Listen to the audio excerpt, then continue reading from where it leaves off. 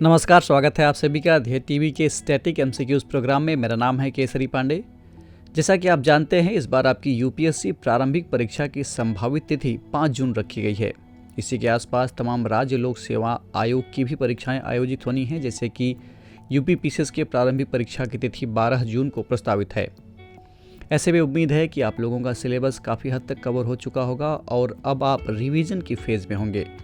आप लोगों की रिवीजन के काम को आसान बनाने के उद्देश्य से ध्येयस एक नया कार्यक्रम प्रस्तुत कर रहा है, जिसका नाम है स्टैटिक एमसीक्यूज।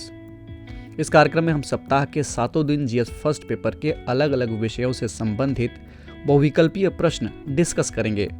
ये ऐसे प्रश्न होंगे जो हमारी टेस्ट सीरीज में शामिल थे, यानी अब आप इन प्रश्नों का निःशुल्क लाभ उठा सकते हैं। तो चलिए शुरू करते हैं आज के स्टैटिक एमसीक्यूज का, जिसमें हम डिस्कस करेंगे भारतीय राज्य व्यवस्था के प्रश्नों को। लेते हैं पहला प्रश्न। केवल एक धर्मनिरपेक्ष राज्य ही अपने लक्ष्य की प्राप्ति कर सकता है, ये सुनिश्चित करने के लिए कि, अब आपके सामने 3 स्टेटमेंट है।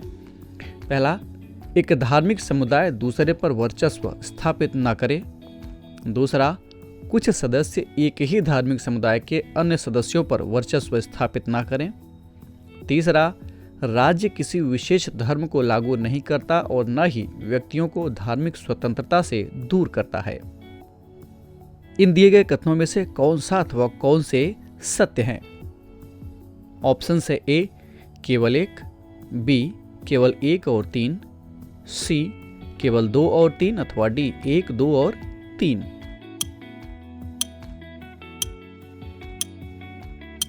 इस प्रश्न का सही उत्तर है विकल्प डी, यानी तीनों कथन सत्य हैं। इसकी व्याख्या देख लेते हैं। भारतीय संविधान भारतीय राज्य को पंथ निरपेक्ष घोषित करता है। संविधान के अनुसार केवल एक पंथ निरपेक्ष राज्य ही अपने लक्ष्य की प्राप्ति कर सकता है, ये सुनिश्चित करने के लिए कि एक धार्मिक समुदाय दूसरे पर वर्चस्व स्थापित न करें, कुछ सदस्य एक ही धार्मिक समुदाय के अन्य सदस्यों पर वर्चस्व स्थापित न करें, और राज्य किसी विशेष धर्म को लागू नहीं करता और न ही व्यक्तियों को धार्मिक स्वतंत्रता से दूर करता है। भारतीय राज्य उपर्युक्त प्रभुत्व को रोकने के लिए विभिन्न तरीकों से काम करता है। सबसे पहले ये स्वयं धर्म या पंथ से सैद्धांतिक दूरी की रणनीति का उपयोग करता है। भारतीय राज्य किसी धार्मिक समूह द्वारा शासित नहीं है और न ही ये किसी एक धर्म का समर्थन करता है। भारत में सरकारी स्थान जैसे कि कानूनी अदालतें, पुलिस स्टेशन, सरकारी स्कूल और कार्यालय, ये सब किसी एक धर्म को प्रदर्शित या प्रचारित नहीं करते हैं। बढ़ते हैं दूसरे प्रश्न की ओर। संविधान सभा के संदर्भ में निम्नलिखित कथनों पर विचार कीजिए। पहला, संविधान सभा के लिए जुलाई 1946 में चुनाव आयोजित किए गए। दूसरा, संविधान सभा में भारतीय राष्ट्रीय कांग्रेस का वर्चस्व था। तीसरा, संविधान सभा में प्रस्तुत किया गया हर दस्तावेज और बोला गया हर शब्द रिकॉर्ड किया गया है और इसे संरक्षित किया गया है। इनमें से दिए गए इन कथनों में से कौन सा अथवा कौन से सत्य हैं? विकल्प हैं ए केवल 1, बी केवल 1 और 3, सी 1, 2 और 3 अथवा डी केवल 2 और 3।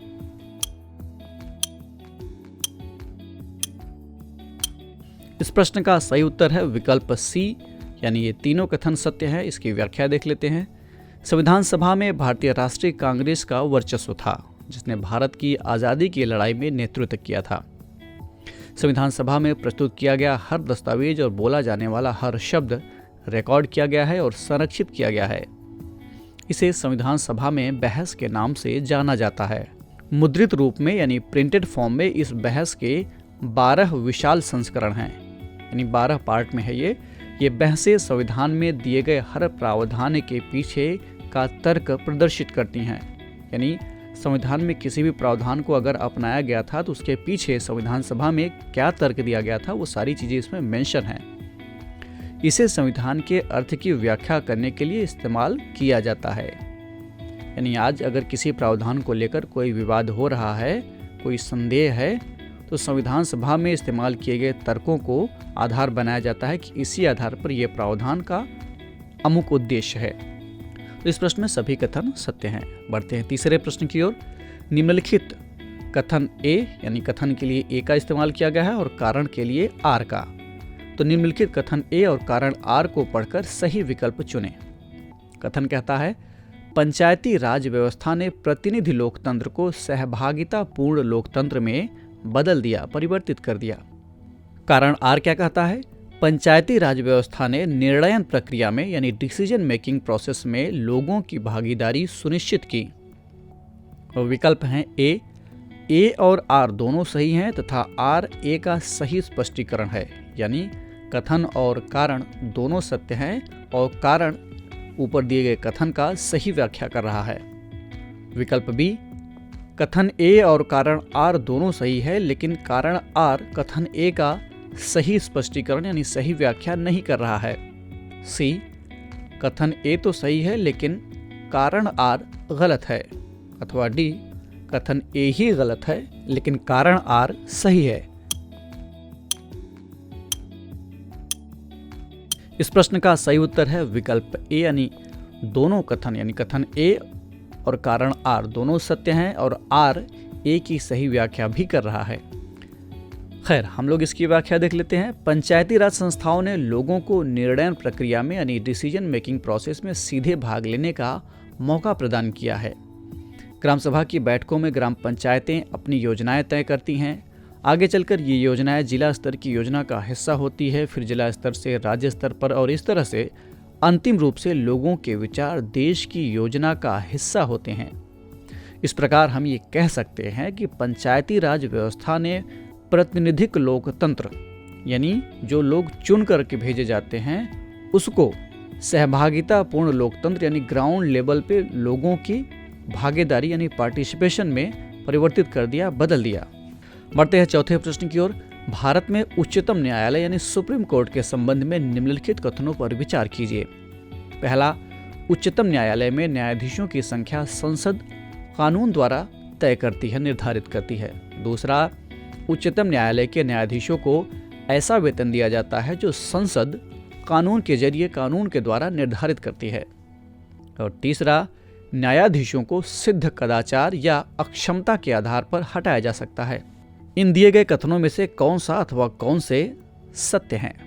ऑप्शंस हैं ए, केवल एक, बी, 1, 2 और 3 यानी तीनों, सी, केवल 1 और 2 अथवा डी, केवल 2 और 3।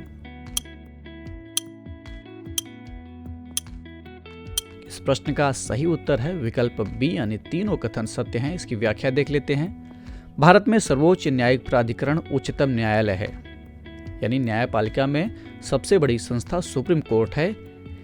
ये एक मुख्य न्यायाधीश और कई अन्य न्यायाधीशों से मिलकर बनता है।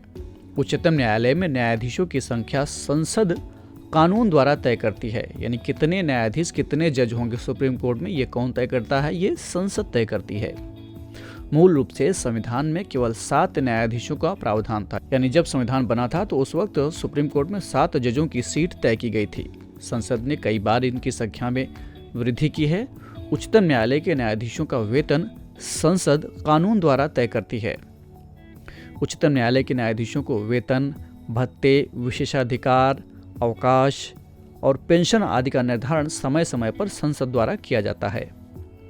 राष्ट्रपति के आदेश से सर्वोच्च न्यायालय या उच्चतम न्यायालय के न्यायाधीश को हटाया जा सकता है। राष्ट्रपति ऐसा तभी कर सकता है जब इस प्रकार हटाए जाने के लिए संसद द्वारा उसी सत्र में ऐसा प्रस्ताव पारित किया गया हो, यानी हटाने की प्रक्रिया का भी बाकायदा इसके बारे में प्रस्ताव पारित किया जाता है विशेष बहुमत से, यानी सदन की कुल सदस्यता का बहुमत हो और सदन के उपस्थित एवं मतदान करने वाले सदस्यों का 2/3 विशेष बहुमत ये होता है। बहुमत भी कई प्रकार के होते हैं। तो इस प्रस्ताव को संसद के दोनों सदनों के विशेष बहुमत का समर्थन प्राप्त होना चाहिए और उसी सत्र में होना चाहिए, नहीं कि इस बार इस सत्र में पारित हुआ तो अगले सत्र में जज को हटाया जाए। जब संसद पारित करेगी उसके बाद राष्ट्रपति इस पर अपनी मुहर लगाता है, फिर जज हटाया जाता है। हटाने के 2 आधार होते हैं, एक तो सिद्ध कदाचार यानी वो करप्ट पाया जाता है, या अक्षमता यानी बीमार हो जाए, पागल हो जाए या इस तरीके से अगर हो जाता है तो भी उसे हटाया जा सकता है। बीमार का मतलब वो अपनी ड्यूटी को परफॉर्म करने में एकदम सक्षम ना हो। बढ़ते हैं आज के इस कार्यक्रम के अंतिम प्रश्न की ओर यानी 5वें प्रश्न की ओर। संसदीय व्यवस्था में विधायिका के माध्यम से कार्यपालिका की जवाबदेही किसके अथवा किनके द्वारा सुनिश्चित की जाती है? पहला, बहस और चर्चा के जरिए। दूसरा, कानूनों का अनुमोदन या विरोध करके। तीसरा वित्तीय नियंत्रण और चौथा अविश्वास प्रस्ताव। इन दिए गए कूटों का प्रयोग करके आपको सही उत्तर चुनना है। आपके विकल्प हैं ए केवल 1, बी केवल 1 और 2, सी केवल 1, 2 और 3 अथवा डी 1, 2, 3 और 4। इस प्रश्न का सही उत्तर है विकल्प डी यानी चारों कथन सत्य हैं। इसकी व्याख्या देख लेते हैं। संसदीय व्यवस्था में विधायिका के माध्यम से कार्यपालिका की जवाबदेही विभिन्न चरणों में सुनिश्चित की जाती है। विधायिका अनेक उपकरणों के माध्यम से जवाबदेही को सुनिश्चित करा सकती है, जिसमें बहस और चर्चा के जरिए, कानूनों का अनुमोदन या विरोध करके, यानी सरकार जो कानून लाती है, जो प्रस्ताव लाती है, उस पर विधायिका अपना मुहर लगा सकती है या उसको पारित होने से रोक सकती है। वित्तीय नियंत्रण यानी बजट को रोक सकती है। अविश्वास प्रस्ताव यानी अगर अविश्वास प्रस्ताव आता है तो सरकार गिर सकती है। ये तमाम माध्यम है जिसके जरिए विधायिका सरकार पर नियंत्रण रख सकती है। तो ये था आज का स्टैटिक एमसीक्यूज कार्यक्रम। कमेंट करके हमें ज़रूर बताएगा कि आपके 5 में से कितने प्रश्न सही हुए। अगर आपको ये कार्यक्रम अच्छा लगा तो DIS के इस चैनल को लाइक, सब्सक्राइब अथवा शेयर करना ना भूलें। साथ ही बेल आइकन भी प्रेस करें ताकि आपको हमारे आने वाले सभी प्रोग्राम्स का नोटिफिकेशन मिलता रहे। हम फिर मिलेंगे एक नए कार्यक्रम के साथ। तब तक के लिए पढ़ते रहिए और बढ़ते रहिए। नमस्कार।